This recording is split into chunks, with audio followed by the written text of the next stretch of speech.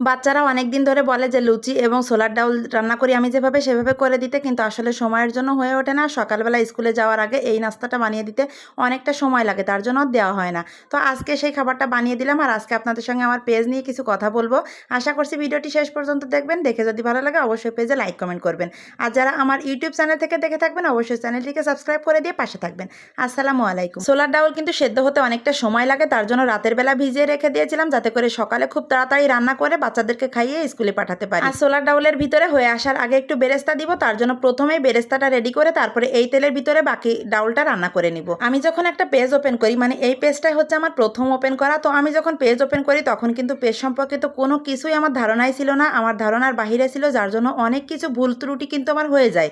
যেমন হচ্ছে ভিডিওর ব্যাকগ্রাউন্ডে মিউজিক সেট করা, বাসার অন্যান্য ফোন দিয়ে আমার ভিডিওগুলো শেয়ার দেওয়া, পরিচিত আত্মীয় স্বজনদের কাছে আমার পেজের লিঙ্ক শেয়ার করা, এগুলো অনেক ভুল কিন্তু আমি করে থাকি। তারপরে যখন থেকে আমার ভিডিও একটু ভিউ আসা শুরু করে তখন কিন্তু আমি একটা পলিসি খাই, তারপর থেকে কিন্তু আমার অনেক আইডিয়া চলে এসেছে পেজ সম্পর্কে। আমি ফেসবুকের কাছে 2 থেকে 3 বার আবেদন করি, মানে যে একটা মেল করতে হয় পলিসি দেওয়ার পরে, সেই মেল করি। মেল করার পরেও যখন দেখছিলাম যে আমার পলিসিটা কোনোভাবেই কাটছে না, তখন কিন্তু আমার অবস্থা খুবই খারাপ হয়ে যায়। কান্নাকাটি করে আমার অনেকটা জ্বরও চলে আসে, কারণ একটা পেজ যারা চালায় তারাই কিন্তু বোঝে যে একটা পেজ একটা মানুষের কতটা শখের হয়। একটা কন্টেন্ট ক্রিয়েট করতে কিন্তু অনেকটা সময় এবং অনেকটা কষ্ট করে তারপরে করতে হয় একটা কন্টেন্ট ক্রিয়েট। আর এই সব কিছুর পেছনে কিন্তু আমার কোনো অবদান নেই, এই সব কিছুর পেছনে আমার একটা পরিচিত ভাইয়ের অবদান। তার নাম হচ্ছে মামুন। আসলে ওই ভাইয়ের কাছ থেকে আমি অনেক সাপোর্ট পাই। উনি আমাকে অনেক দিক দিয়ে অনেক হেল্প করে পেজ সম্পর্কে। উনি অনেক কিছু আমাকে শিখিয়ে দেয়, তো ওনার শেখানোর পর থেকে কিন্তু পেজ সম্পর্কে আমার একটু একটু ধারণা আসে।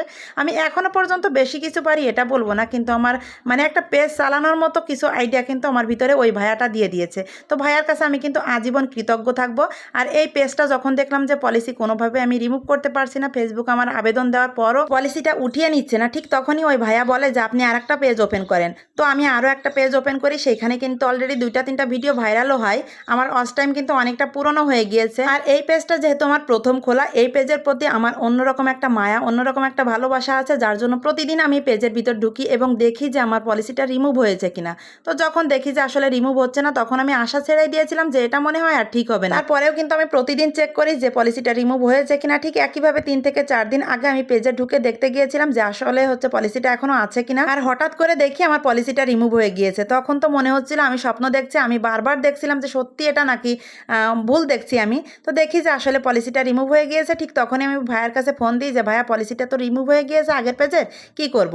তখন ভাইয়া বলল যে তাহলে রেগুলার আপনি এই পেজেও ভিডিও দেওয়া শুরু করেন। তো সেদিন থেকে আমি এই পেজে আবারও ভিডিও দিই। আর সত্যি কথা বলতে এই পেজটা খোলার পরে আমি আপন পর অনেক মানুষ চিনেছি, অনেকেই অনেক কথা বলে, আমার জামাইকে অনেক কথা শুনতে হয়, কিন্তু তার একটাই কথা যে কে কি বললো ওটা দেখার বিষয় না, তুমি তোমার কাজ করে যাও। আর আমার আত্মবিশ্বাস আছে যে আমি তো খারাপ কিছু করছি না। আমি আমার ফেস না দেখিয়ে আমার সাংসারিক কিছু কাজের বিশেষ অংশ দেখিয়ে যদি আমি কিছু আর্নিং করতে পারি, তাহলে সেটা তো আমার হাজব্যান্ডের পাশেই থাকা হলো, তাই না? আর আমার শ্বশুর বাড়ির দিক দিয়েও কারোর কোনো সমস্যা নেই। আর একটা মেয়ে কিন্তু বিয়ের পরে তার শ্বশুর বাড়ির দিক দিয়ে হিসেব করে প্রত্যেকটা কদম চলে, আমার যেটা মনে হয়। তো সেখানটা যদি ঠিক থাকে, আমার মনে হয় না কে কি বললো ওটা দেখার কোনো প্রয়োজন আছে। তো সবাই সুস্থ থাকবেন, ভালো থাকবেন, কথা হবে আমার নেক্সট কোনো ব্লগে। আর সবার কাছে অনুরোধ, কেউ কারোর ভিডিওতে ব্যাকগ্রাউন্ডে মিউজিক সেট করবেন না, রিয়েল ভয়েস দিয়ে ভিডিও করার চেষ্টা করবেন।